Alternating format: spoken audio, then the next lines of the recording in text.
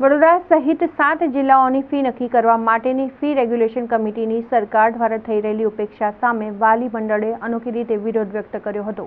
વડોદરામાં વાલી મંડળે કલેક્ટર કચેરી ખાતે દેખાવો કર્યા હતા અને એફઆરસીને શ્રદ્ધાંજલિ આપી હતી।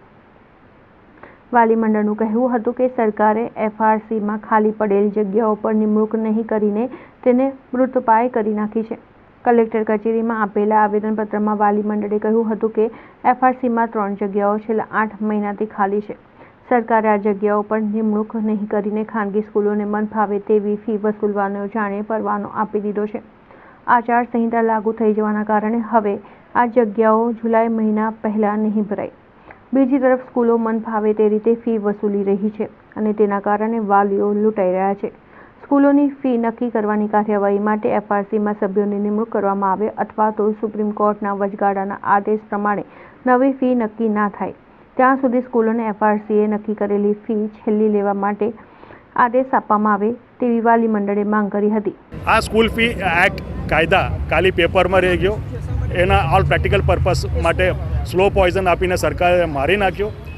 સ્કૂલ ફી એક્ટના ટેથના આજે અમે શ્રદ્ધાંજલિ અમે કર્યો, બેસના કર્યો આજે અને અમે રિક્વેસ્ટ કરીએ છીએ ગવર્મેન્ટને કે આ ગંભીર મામલા નોંધ લઈને આની અંદર પગલાં ભરે તાકી સ્કૂલ મેનેજમેન્ટ જે વાલીઓને લૂંટે છે એ તાત્કાલિક બંધ કરે।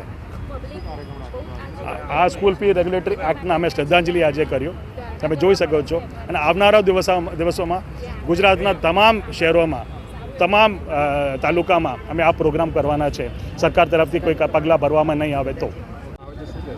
હું પણ એક પેરેન્ટ્સ છું અને 2017થી હું વડોદરા પેરેન્ટ્સ સાથે જોડાયેલી છું।